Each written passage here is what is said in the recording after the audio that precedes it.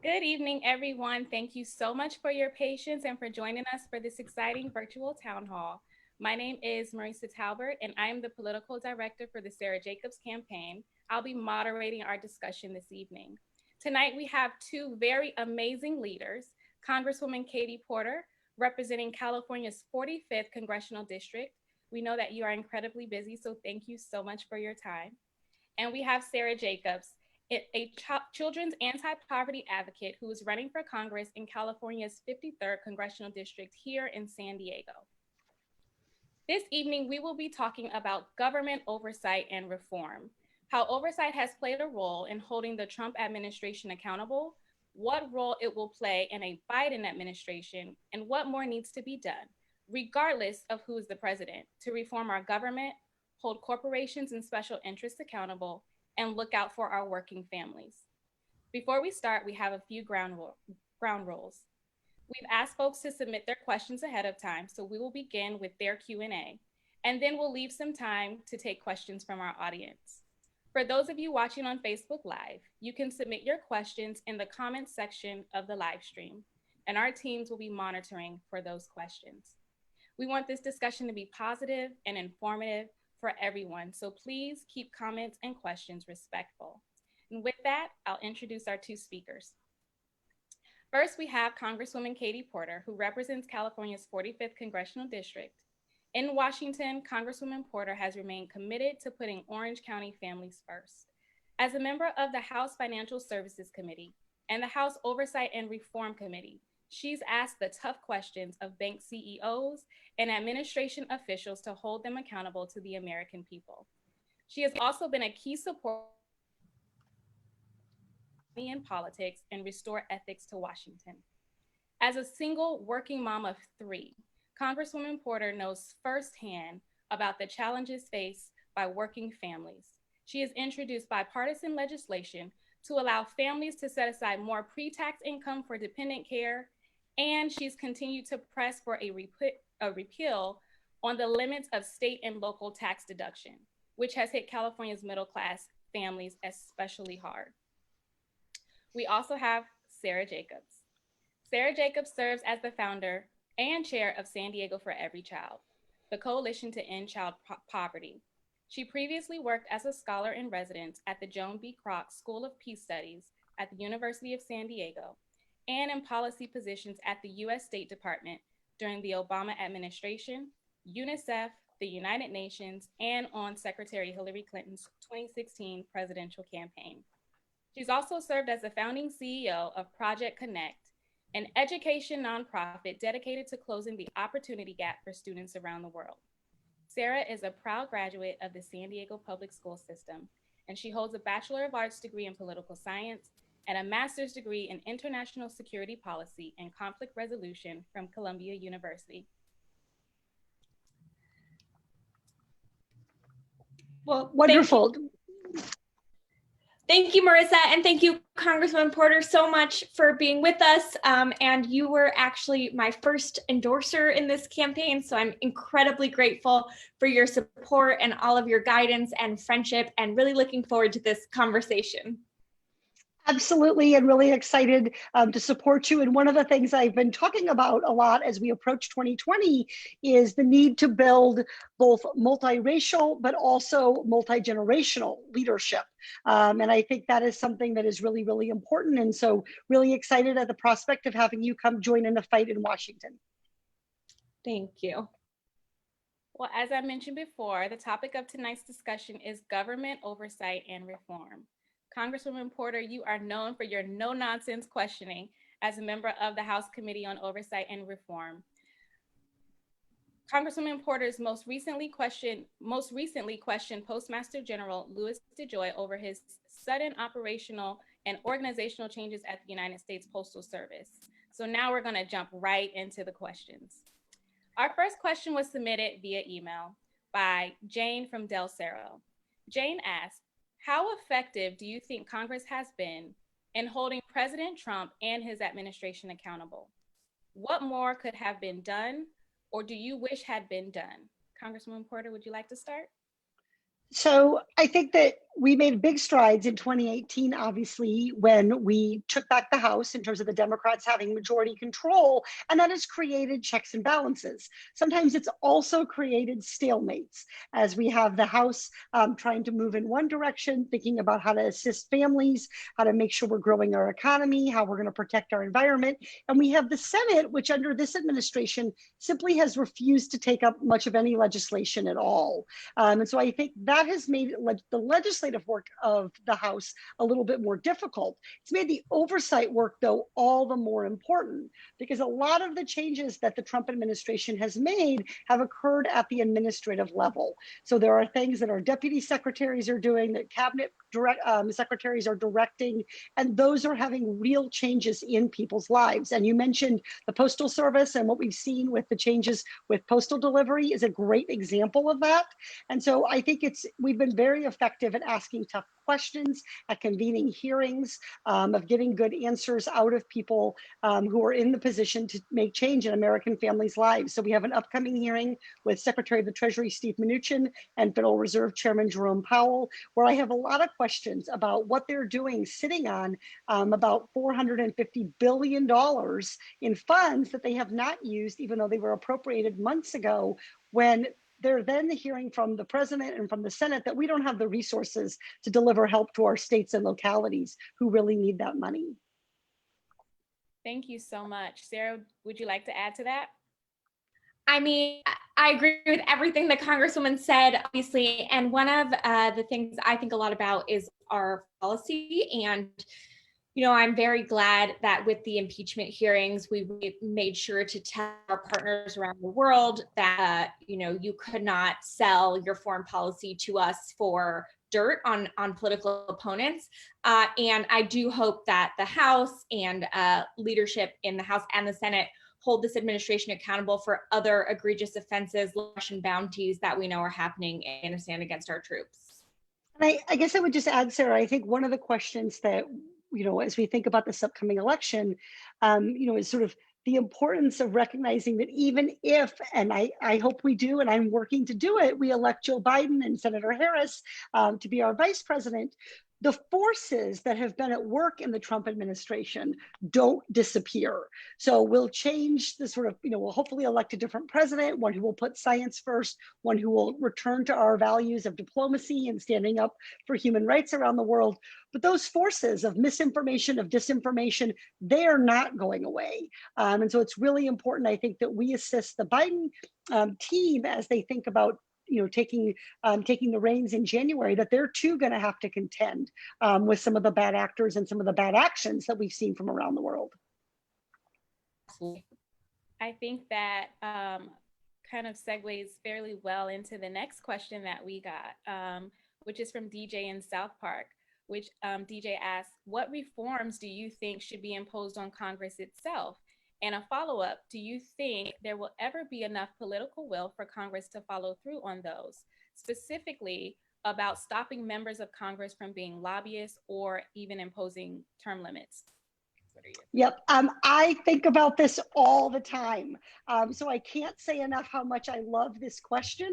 I actually, right before this, was on a call where we were talking about the rules for the 117th Congress. And one thing I didn't know, this is my first time being in elected office when I ran in 2018. One thing I didn't know was the degree to which Congress really determines the own rules of the road.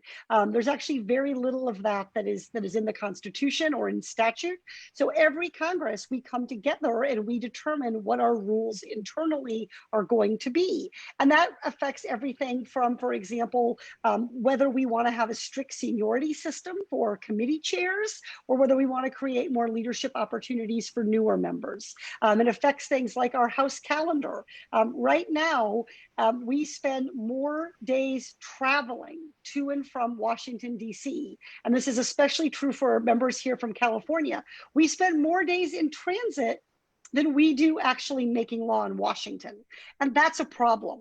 And because it also shortchanges our opportunities to engage our community. So I think that hopefully this pandemic and some of the technological changes that we've made, I think we have a duty, just like business, just like other nonprofits, just like other areas of government, to say what from this pandemic and from work from home actually makes us better at doing our jobs that we want to hang on to, and what from it has been really difficult and we want to go back to doing it the way that we should. But I will never be one who will say, because that's how we do it. I'm always going to be the person who says, why?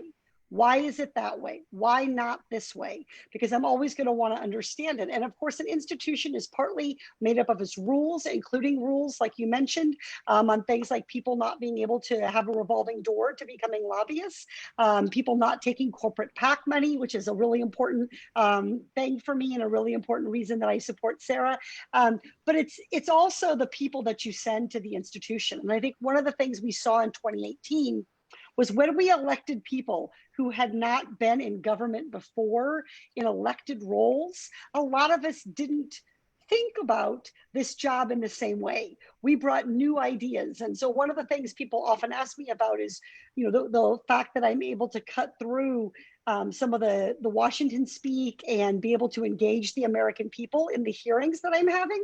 But that comes directly out of my work as a teacher and my work as a professor, is really thinking about how to engage people who might be overtired or hungover or late to class or whatever it is in really hard, complex material. And I think about that the same way. So I would say I'm all in favor of reforming some of the institutional structures, including but not limited to the calendar and some of the ethics rules you mentioned. But I also think institutions are made up of people. And I think when we elect people who are change oriented, who don't buy into this is how you do it when you're an elected, then we'll be able to get the momentum to make those changes. We are not there yet. I have high hopes for 2020, but I think it will probably take us a couple years of hard work starting in January to be able to make then structural changes, hopefully in 2022. I think that's so important. So many things that you said, so important for voters to know that, they have a role in choosing and voting in people who will take those roles seriously and who will really develop systems that work for the people as well as the government. Sara, do you have thoughts? Yeah, I so appreciate Congresswoman Porter and the other freshman members of Congress this year and really pushing to not settle for the way things have always been done. And I'll thank you in advance for your advocacy so that us younger, newer members can have some leadership roles in the next Congress. And, just this morning, we released our ethics plan that has lobbying reform and conflict of interest reform. And one of the questions I got asked by the news this morning when we did that was, well, most people just don't believe that politicians will ever really be ethical. What do you say to them? And to me, it really is exactly what you were saying, Congresswoman Porter, that sending new people who are not beholden to the old ways of doing things, who don't want to do things the same way and are really able to cut through that noise and realize it doesn't have to be this way is going to be incredibly important. And I've been so grateful to you and the other freshman members of this class who have really started that ball rolling. Well, and I have to say, Sara, I can't wait to read your plan, because doing that work now, I think, really is a powerful testament to the kind of Congress member that you would be. You're one who's putting in the thought, you're putting in the work, you're putting, sort of fingers to keyboard to actually flush out the plan, because when you get there, that will really let you advance that forward. And in addition to these big kind of ethics pieces, when we talk about money in politics and all these pieces, there's also just this sort of really odd feature of Washington where some of the ethical rules prohibit you from doing things that I believe are deeply moral, even as they allow things that I think are deeply immoral. So I'll just give one quick example. I had a constituent who was desperately needed a bone marrow transplant or was going to die. And there were local organizations, Be the Match, which is the National Bone Marrow Registration Program, was doing bone marrow drives. It's just a cheek swab. And this was a year and a half ago, pre-COVID. And I wanted to use my Twitter account to let my constituents know about this opportunity if they wanted to be the match, that they could get swabbed. And I was told that that would be a violation of House ethics. To let my constituents know that there's an opportunity to save a life. We're not allowed to actually even advertise blood drives, right? And yet it is totally legal to meet with corporate lobbyists at 10 a.m., and meet with them again in the evening for wine and cheese. And in between that, take votes that essentially deliver what they've asked for. That's the backward ethics problem that I think we have in Washington. Wow. Thank you, Congresswoman Porter, for that insight. It's very important. Changing gears just a little bit, I have a question here that reads, I've read about Ruth's Chris and other big corporations getting a huge chunk of the PPP loans. What oversight can be done to make sure COVID relief gets to the people who actually need it? Love this question too. So let me say two things here. One is that anytime we are looking back at abuse and we're saying what could have been done, we failed, in my view. So I think the question we need to start asking, and I pushed very hard on this, was how are we baking effective oversight into the design of programs at the get-go? So it was this program, we're always trying to balance, by the way, speed in getting help to people who need it with some of those oversight checks and balances. And that is tough, especially with COVID. There was a need to really move this program out.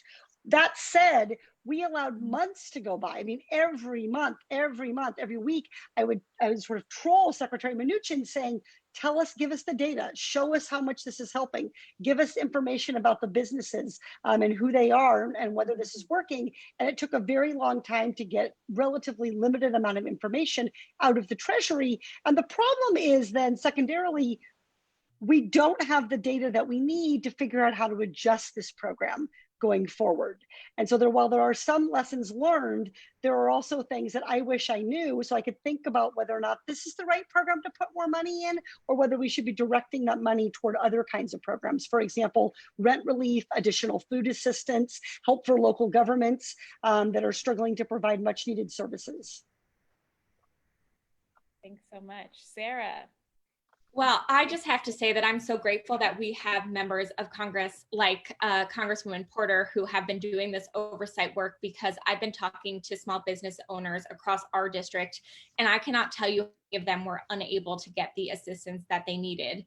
And speaking of white papers, I wrote a white paper on what I think we could do to better help small businesses. And a lot of it is making sure that we're getting this funding to community development financial institutions, other groups know are betting money to smaller businesses, but also making sure that we're setting up these programs in advance so that we can immediately snap them on when we need them and the implementation is already set up, and not, as you mentioned, try and set up the implementation, build the plane as we're flying it, and then of course we're running into these challenges and we're trying to balance things. So I'm glad that you're there doing the oversight, and I look forward to working with you to hopefully get some of these things in place so that the next time we are much better prepared. Well, and Sara, I think your point about trying to have some of these programs in place is really a good one. And there's been some interesting conversation around kind of the use of sort of what they call automatic stabilizers. So when we have widespread unemployment, we shift our unemployment system in this way or that way. And we have it kind of baked into the program and baked into the funding for the program so that we understand it better. But I'll tell you, I mean, having gone through all of that work as a consumer advocate, watching California families struggle trying to get help from DC to keep their homes, and how hard it was and how poorly delivered those programs were, then to hear some of those same things again with the PPP was tough. I do echo what you said about community development financial institutions and about our credit union community. When Congress went back and added more funding to the PPP, one of the things we did was set aside some of the money, saying Wall Street can't touch this. This is for our local institutions who know our local businesses. And I can't tell you, as I was calling small businesses, following up, you contacted us 3 weeks ago, I'm following up, have you gotten a PPP loan? How many times I heard, I couldn't get help from this big bank or that big bank, but I got help from a credit union. And then also some of the terrific work done by our small business development centers, which are taxpayer funded SBA operations to help people do things like prepare the paperwork that's necessary to apply. So many of our small businesses were able to get the PPP loan in the second wave because of that. And I will say, doing all of the work I do with San Diego for Every Child and a lot of this poverty alleviation work, it's interesting because for anti-poverty programs, there's always been this amount of administrative burden. And I think now more people are starting to experience how difficult and how many hoops you have to jump to get assistance. And I'm hoping that will actually create a sea change in the way we deliver all of our assistance programs. I completely love this. And one of my very first oversight hearings was questioning somebody who was a minority witness, a Republican witness, talking about food stamps. And I actually asked him some of the questions on the food stamp application from his state, and he didn't have answers. So he was not able to fill out this food stamp application. Therefore, how is a family that's struggling to make ends meet, that's trying to work 2 jobs, that's trying to take care of their family, able to fill that out? And we end up actually chewing up a lot of administrative resources devoted to those things that then makes the programs ultimately, I think, less of a good, solid investment for taxpayers. So I think it's both fiscally smart and will actually focus more of the relief where it's needed. Absolutely. Can't wait to work with you on that. So that was such great discussion. Now we're switching over to a bit more of a constitutional question. This question comes from Connor, and he asked, the level of executive overreach in the Trump administration has been deeply troubling and at times downright terrifying. From executive orders being used in place of true legislation to the blatant misuse of the Department of Justice, it's clear that changes need to be made to Congress's oversight of the executive branch. His question is, would the two of you support or even draft legislation that more clearly defines Article 2 of the Constitution and or obligates the president to abide by it?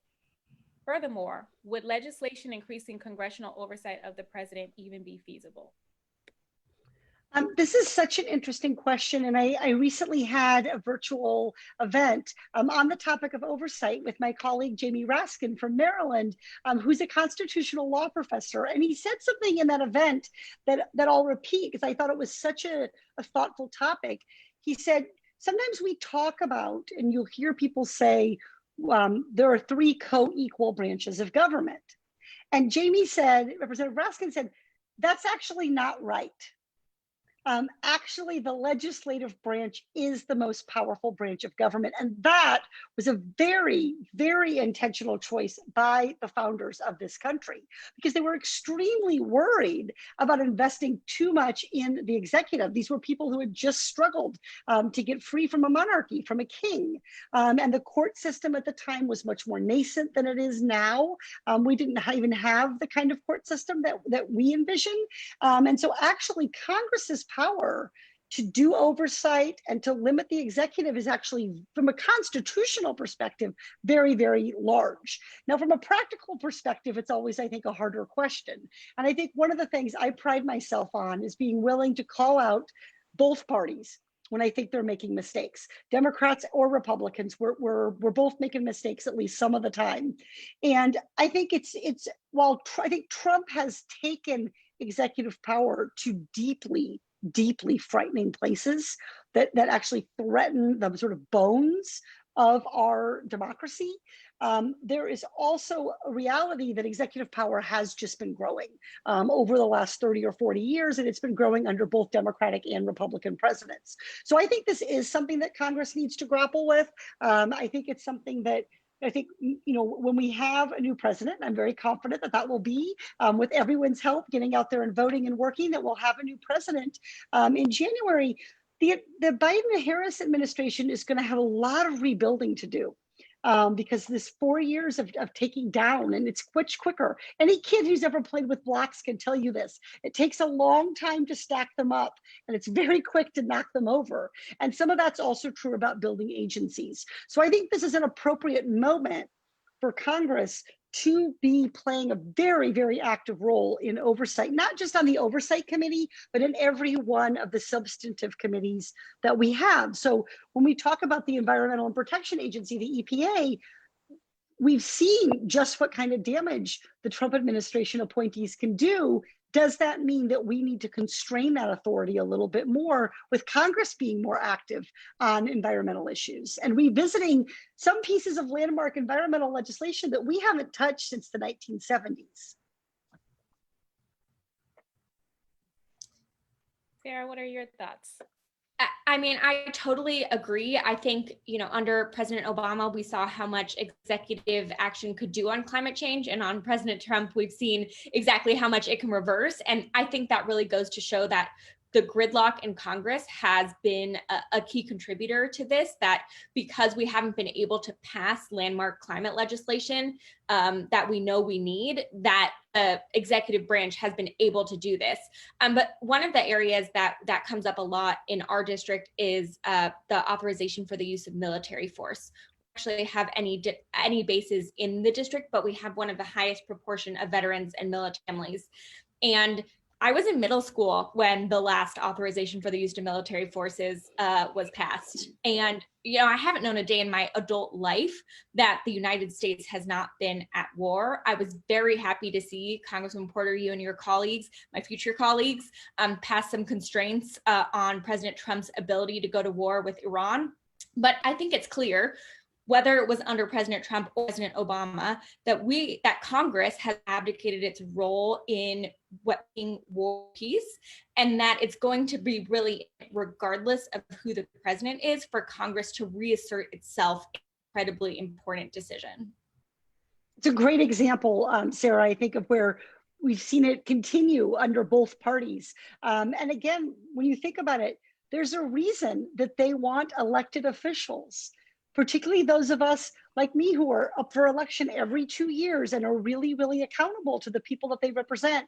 They want us to be making those decisions about putting American lives on the line, because we will really be thinking about the cost, the incredible cost that takes, and toll that takes on our community, in a way that someone in the executive branch isn't thinking about, but is rather thinking about their own agenda. And we are thinking about our constituents and the people that we represent, and being accountable to them electorally every 2 years. So our next question is a little bit more about the economy than oversight, but it's definitely relevant for right now. So Robin asks, how can we best explain to American voters that the state of the stock market does not adequately reflect the healthiness or unhealthiness or sustainability of the American economy? Trump is trying to convince voters that as long as stock prices are on the upward trend, our country is doing okay. Oh, look, I have to be honest with you.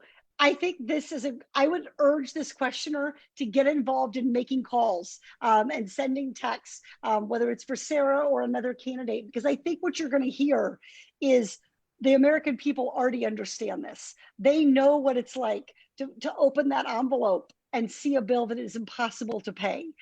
They know what it is like to look at a bank account that is at zero, that is getting hit with overdraft fees. The vast majority of Americans, over half of all Americans, don't have any meaningful savings for retirement at all. The stock market is not a meaningful indicator in people's lives, because most Americans don't have any meaningful savings. And so much less excess savings of the kind that can move from a bank account to an investment, brokerage account. So I think Trump, is leaning on this. I think it's helpful for his big dollar corporate donors to make this argument, but I don't think the American people are fooled. In fact, what we hear, and I would love to hear what Sara has to say about this, but what I hear day in, day out is, I'm really worried. I've hung on for 5 months, 6 months, but my bank account's empty. I had to dig in. The unemployment wasn't enough to pay my rent. I asked my grandma for help, but she can't do more. And I think that's where the American people are, which is why we really need to get a handle on the virus so that we can have our economy come back. And the longer that we're in this situation where we're in economic trouble, I think the more plain it's going to be that the American people can't look to bonds in the stock market and annuities. They simply don't have any cash savings to make ends meet. They're worried about keeping their cars, keeping a roof over their head, being able to buy food, buy their medicine. This is where the vast majority, and not just the lowest income Americans, although it falls very, very hard on the lowest income Americans, but we see this really up to people who are making good livings, especially in high cost of living places like coastal California and Southern California. But even if you're making what looks like a good living, the cost of living is chipping away at so much of that, which is part of the reason I'm really interested in us making a big investment in housing, and thinking about housing as a crucial form of infrastructure going forward. And I think that's what the American people would really feel. That would be a meaningful indicator to them if they could get their paychecks, if they could afford their home, if they could count on a stable opportunity for their kid, a good job for their kids who are coming out of college or high school, not the stock market. I don't think that most Americans are looking at the Dow Jones on a given day. That's exactly the same as what I've been hearing from folks. I mean, even before the economic crisis that we were in, so many families here in Seattle, and I'm sure the same for you, were really struggling to make ends meet. As you mentioned, the cost of housing is something I heard about and hear about all the time. Another one that I know you are very sensitive to, Congresswoman, is the cost of childcare. Even before the crisis that we were in, about 40% of families in San Diego were unable to affordable or accessible childcare that fit their needs. And we know now that that's even a bigger issue, especially as schools are not physically reopening in the same way.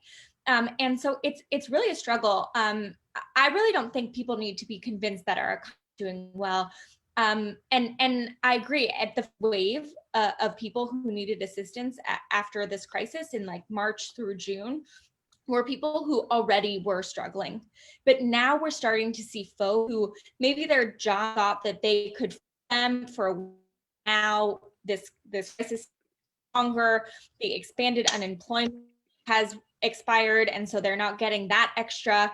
And it's really been people now that we're seeing at food banks and elsewhere who had never seen those needed assistance before, who are really struggling. And I don't know how they're going to be able to get through this time if Congress doesn't pass another bill.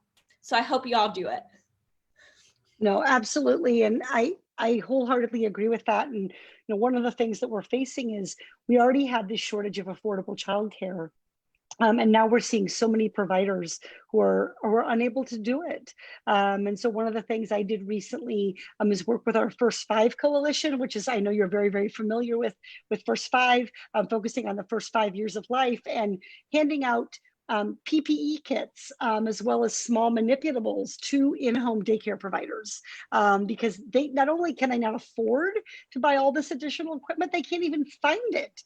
They can't even get access to it. And so our local children's museum, in partnership with some companies, in partnership with First Five, was giving out these kits to help our in-home childcare providers survive. But you're absolutely right. We talk so much about the cost of college tuition, the cost of healthcare. These things have all gone up, make no mistake about it. But when you actually graph the cost of childcare on there, it makes those other things look like they're modestly growing. And it's an incredible squeeze, and it's long term. It's actually an economic growth issue for this country. We need to have a stable and growing population in order to continue to meet the needs of the generations that are going to be retiring and coming out of the workforce. And supporting working families is part of how we do that. Yes, and you probably don't know this, but SACO has the second lowest rate of female participation in the labor force, in part because of our lack of options here. It's a real problem for our economy writ large. Part of why Diego for Every Child decided to do emergency essential workers starting in March, using a voucher program so they could support the existing childcare infrastructure and make sure that those small childcare providers were able to make it through this time, because we know we're going to need that capacity to ever be able to rebuild our economy. Thank you. So the next question comes from Javier, which builds on one of our earlier questions. Javier asks, Donald Trump has clearly done so much damage to our government and institutions. Aside from electing Joe Biden, what can we do to fix that? If Joe Biden wins, what will be your top priorities to make people trust the government and each other again? Sara, I think you should talk about your ethics plan to kick this off. Absolutely. So one of the reasons that we released an ethics plan is because as Congress is making these huge decisions about where federal recovery dollars are going, about these economic decisions that are going to fundamentally shape our local and global economy, we need to make sure that the folks who are making those decisions are only beholden to their constituents. My ethics policy has 4 platforms. The first is that I think all members of Congress should put all of their assets into a blind trust so that there can never be a question of conflicts of interest. The second is lobbying reform, making sure members of Congress can't become lobbyists, leave, expanding the definition of what is lobbying and who has to register as a lobbyist, and increasing transparency. Congresswoman Porter, I know you're a leader on making sure your congressional calendar is public and that all of your meetings are public. I think that should be standard protocol for all members of Congress. And then lastly, we need campaign finance reform and overturning Citizens United, and hopefully getting a Senate that will pass a lot of the provisions that were in HR 1 that your Congress really prioritized as the first bill that you put forward. And another thing I think will be really important, knock on wood, new administration. When I worked at the UN, one of the ideas that was prevalent was that whenever the UN went into a new country, they had what they called quick impact projects. So things that they did immediately that people feel that help build the legitimacy. I think it will be really important that the next administration and the next Congress passes some immediate assistance that affects people's lives, that makes their lives easier, so that as we're dealing with some of these bigger structural reforms, people are feeling that their life is better because of what the new Congress and new administration has been able to do. That's such a great idea, Sarah, the analogy about how the UN builds that kind of trust. And I think there's a lot of that happens when they go into new areas. I think one of the things that's important too is, my colleagues don't like it when I say this, but that doesn't make it untrue, which is that I think we have to be more honest with ourselves that the American public doesn't have a very high opinion of Congress. And I think there's so often I see, Speaker Pelosi will say, well, that's because of the Republicans, and the Republicans will say that's because of the Democrats. But the truth is, that's been an enduring problem for the last 25 or 30 years. And you see this big drop off around that point in people's trust of those that are elected to serve them. And I think we need to take a hard look at understanding why that is and then trying to change it. And I think one of the most important changes that we've already made is, 4 years ago, there were 6 members of Congress, House and Senate, who did not take corporate PAC money. Today, there are 66. Now, that's a long ways from 538. We have more work to do, but we are making huge inroads. And I think it's possible that after 2020, we will be approaching more than half of the Democratic caucus not taking corporate PAC money. And it's so meaningful. When we had discussions about bringing down the price of prescription drugs, the people whose hands were in the air saying not good enough, push harder, make sure that taxpayers are getting their fair share of the development dollars that we're spending on R&D. Those were the people who were willing to stand up to big pharma and understand that we have to support innovation, we have to support research, we have to support that ecosystem. And San Diego, of course, is a world-class example of that. But we also have to make sure that those drugs are affordable to the Americans who need them in the end. We're not developing these cures for the sake of saying that we did it. We're developing them to actually save lives. So I think that change in not taking corporate PAC money is really transformational. And we're seeing those members really come together on a lot of kinds of issues. And so when people say, why are we making progress on, because the House passed 2 bills on preventing gun violence, for example. Why are we making progress now when we didn't make progress as we had shooting after shooting after shooting? It's because now we have made it politically unacceptable to be a Democrat and take NRA money. And so what are we seeing now? We're seeing Democrats lean into meaningful gun violence prevention strategies that would actually save lives. So our next question is from Christopher. He says, this topic in many ways reflects the challenges faced in our communities with reforms in policing. Creating police oversight boards seems so distant from the roots of the problems. Do you see the commonalities? How do we get at the roots of the problem rather than running from conflict to conflict?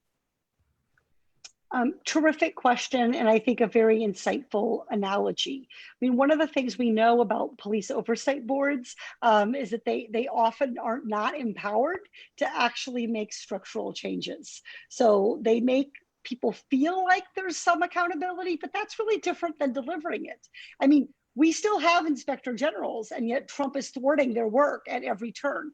We still have an oversight committee, and yet we cannot get witnesses to appear before us and give straight and honest answers. So I do think part of the key here is not just doing the oversight, but then giving the power to those who have done the work of the oversight to shape the changes. And that power should, in the case of policing, needs to be in partnership with the community. And one of the things I often say to Orange County residents is, the goal of the police department, right, is to protect and to serve. That includes protecting and serving those who are accused of crimes, those who are in police custody, those who are stopped by police officers. They also have a duty to protect and serve those folks, even as they're keeping our community safe. So I absolutely think there are parallels, and I think we have to be really quick to call out any kind of reform that looks like window dressing. And I often say I have a particular dislike for the term task force because too often what I've seen is they accomplish no tasks and they have no actual force, right? So I'm always suspicious anytime I hear us saying, let's have a task force or let's have a round table. It's important to be listening, but we also have to be willing to make those choices, evaluate whether they work, and then honestly self-assess whether we made good choices or not, and be willing to go back to the drawing board to try again to make the changes. Sara, what are your sentiments? I couldn't agree more. And, I think we see a lot of people talking about all these different issues. And one of the things that I'm always mindful of is really how we roll up our sleeves and actually make an impact on these issues. I know you hate the word impacted, but making an impact, I think, is okay. Just say making a change. Making a change. And really, yes, there you go.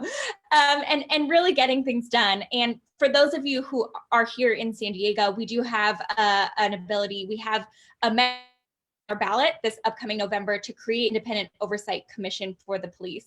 And I think that will be incredibly important for us in San Diego. But more broadly, looking at the root of that challenge, I worked with leaders in San Diego's Black community to come up with another white paper on how we can prioritize racial justice at the federal level, recognizing that while we don't control policing budgets, we do control what military equipment gets passed local police departments. And we know that policing happens within a broader context of racial injustice.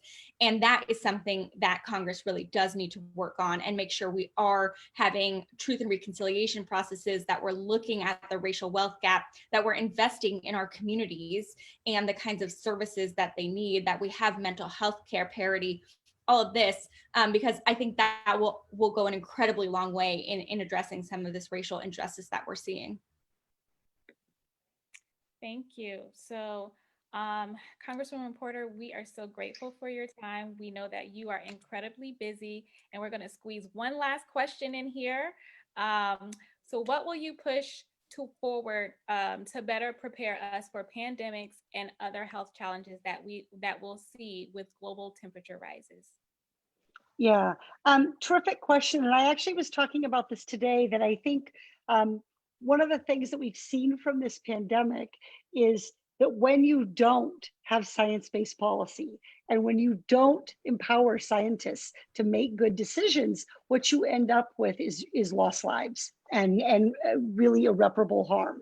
And I think a lot of people as they've seen this unfold with COVID, are thinking a little bit differently about the climate crisis. And they're recognizing that we need to be leaning into the science, that we need to be pushing farther and faster to do that. So I absolutely think that part of this is the work that we did in the Select Committee on the Climate Crisis.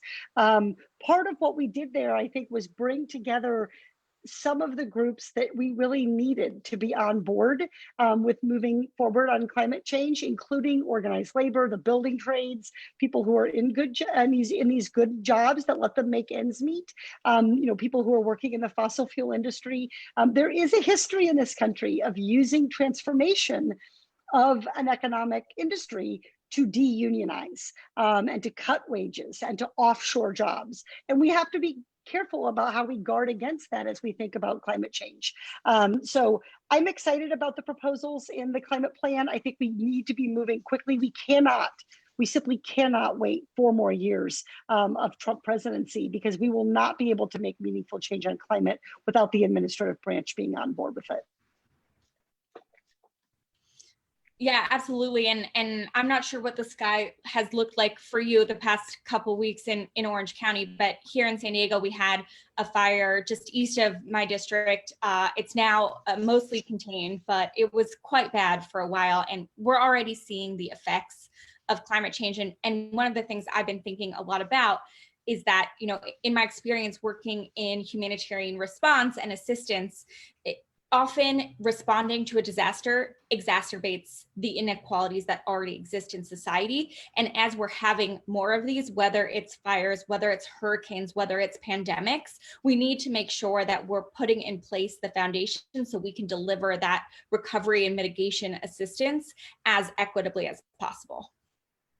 Such a powerful point, Sarah. I learned so much from talking with you. It was such an easy ask for me to say yes to this, because these are exactly the kinds of points and conversations that you'll bring to Congress. And I've often said this, I'm just finishing up my first 2 years. When people say, what's Congress like? Is it what you thought?